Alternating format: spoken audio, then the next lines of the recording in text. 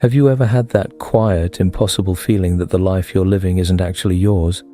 That somewhere along the way you picked up a script and started reciting lines that someone else wrote? You smile in the exact places you were taught to smile.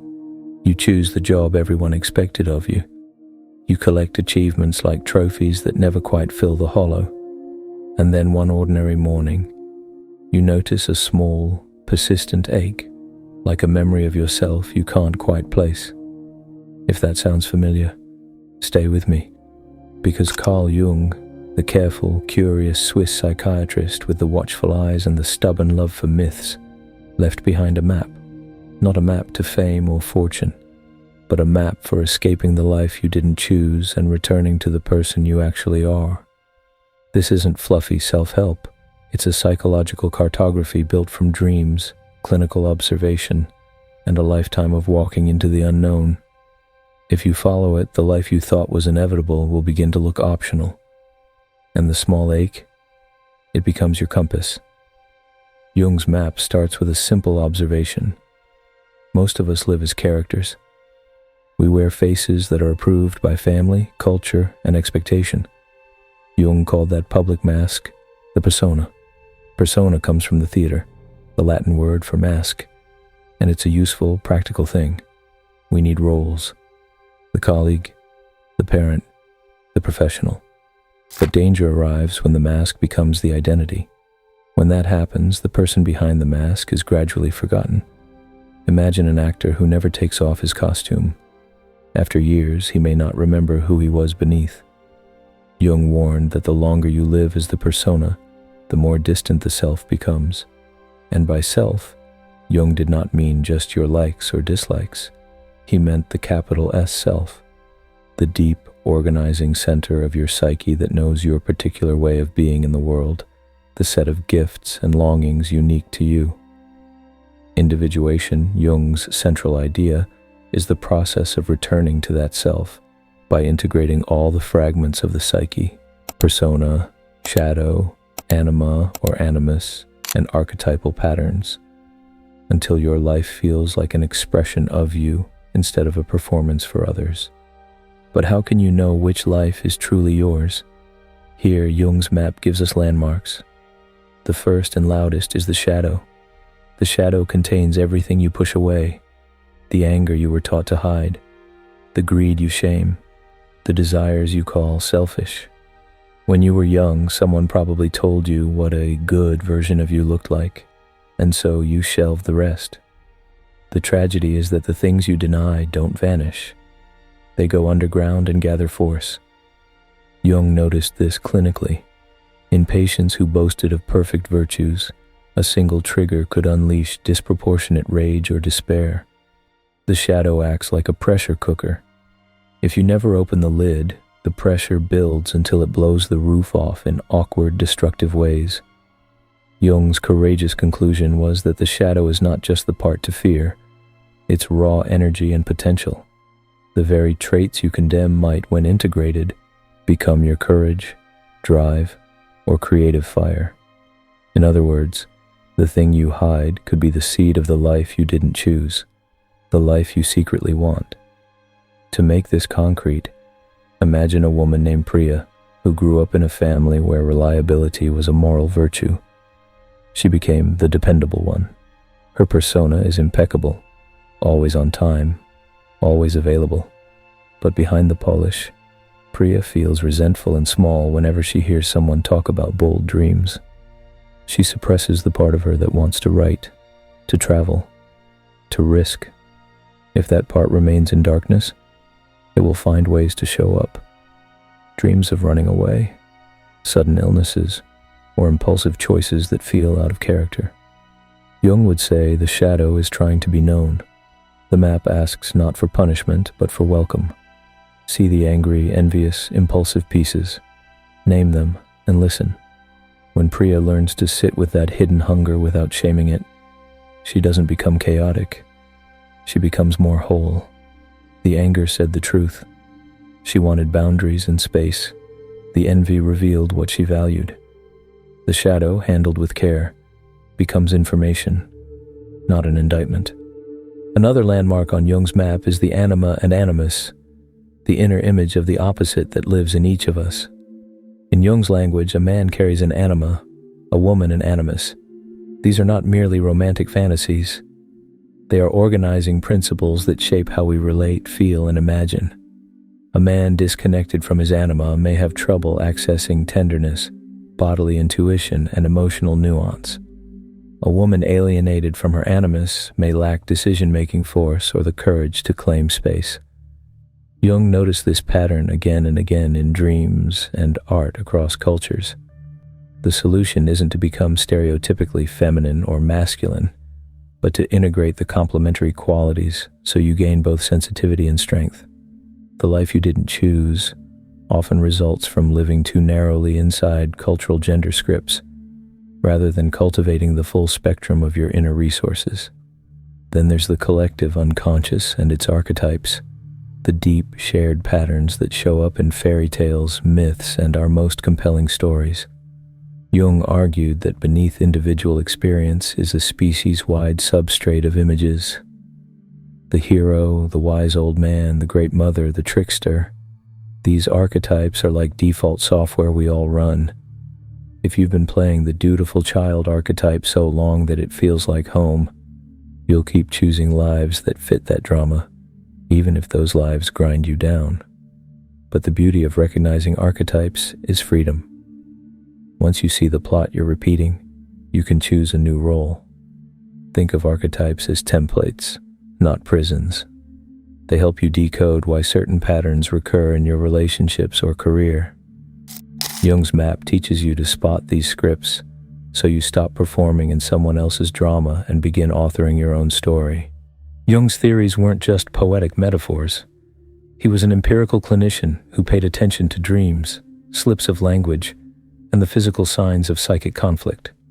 One of the clearest bridges between modern science and Jung's insight is the famous experiment by Benjamin Libet in the 1980s.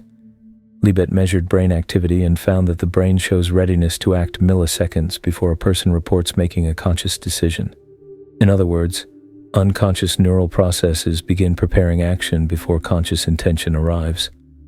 Libet's work shakes the comfortable illusion that we are fully sovereign at every moment. Jung would have nodded. The unconscious is orchestrating far more of our life than we realize. This doesn't mean you're a helpless puppet. It simply means that the road to freedom runs through making what is unconscious conscious. The map asks, stop mistaking the persona's chatter for your final authority. Look at the whispers coming from below. Jung's life itself is a case study in walking the map. He started as Freud's disciple, steeped in the charismatic certainty of Freudian theory. But as he listened to his patients, read myths, and followed his own dreams, Jung drifted from Freud's narrow focus on sexuality toward a richer, symbolic psychology. The split with Freud was painful and lonely, but it forced Jung to plunge into his own inner crisis. He recorded his visions, fantasies, and inner dialogues in a private journal, now known as the Red Book, pages of paintings and poetic prose that look like a hermit's illuminated manuscript. These were not mystical indulgences. They were systematic explorations of his psyche. Out of that descent came pioneering ideas, the personal unconscious, the collective unconscious, archetypes, and the process of individuation. Jung didn't invent a religion. He gave tools to navigate the life inside us, tools that quietly reroute destiny by changing how we choose. One of Jung's most useful methods was dream listening. He treated dreams as natural languages of the psyche. Dreams do not speak in sentences. They speak in symbols and images that carry emotional truth. Modern sleep research supports the idea that REM sleep and dreaming play crucial roles in processing emotions and consolidating memories. Jung's contribution was clinical. He invited people to treat dreams as messages, not as random nonsense. For instance, a recurring dream about teeth falling out might symbolize anxiety about identity or the fear of losing one's voice. A dream of being chased often points to avoidance of an inner issue. Dreams reveal the tracks of the unconscious. They sketch out the terrain you must cross to reclaim your life. The map asks you to listen to those dreams with patience and gentleness, because they are the psyche's way of pointing home. Let's talk about projection, a phenomenon Jung described that is embarrassingly common. Projection is when you attribute to others the traits you refuse to accept in yourself. Someone who constantly judges others for laziness may be hiding a deep fear of their own sloth. A person furious about another's arrogance could be covering their own unrecognized desire for status. Projection makes enemies of strangers and wrecks relationships because it paints reality with parts of ourselves we refuse. Jung's map teaches us to notice projection because it's a diagnostic tool. When you react strongly to someone, you are seeing an unintegrated part of your inner life reflected back.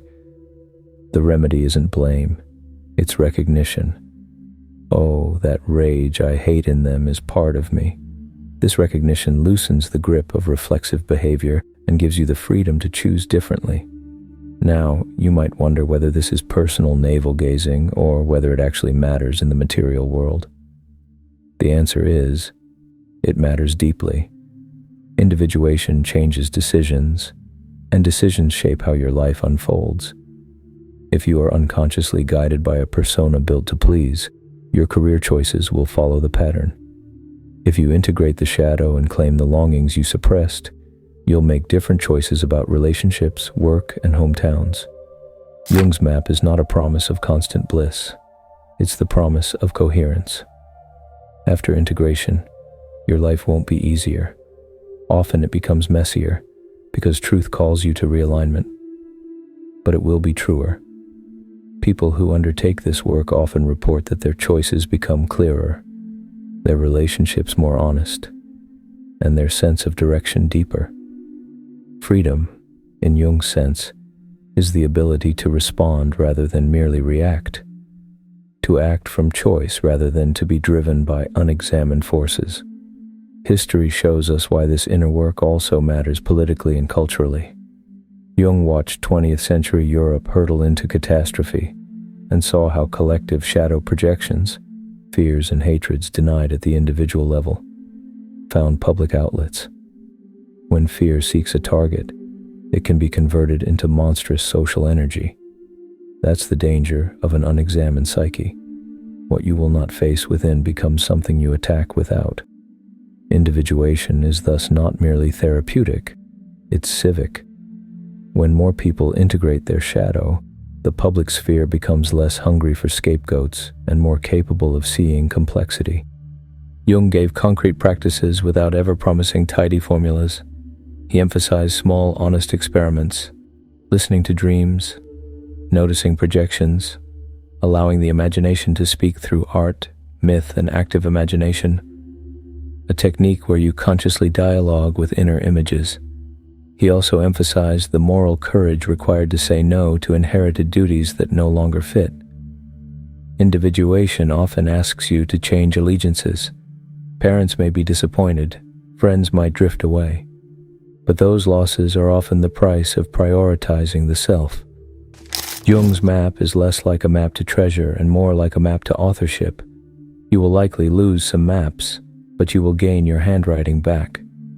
A striking modern confirmation of Jung's insistence on the unconscious comes from the way people behave online. Consider cancel culture and moral outrage. Jung would read a feed of furious denunciations and see projection at scale. A society that refuses to face its own uncomfortable impulses will cast them outward onto someone else. The shadow, denied and anonymous, finds targets to contain the discomfort. That pattern repeats whether on social media or in public policy. Individuation invites us into a different stance. Instead of reflexive condemnation, we practice the harder task of self-inquiry. What in me is furious enough to need a villain? What in me is scared enough to scapegoat?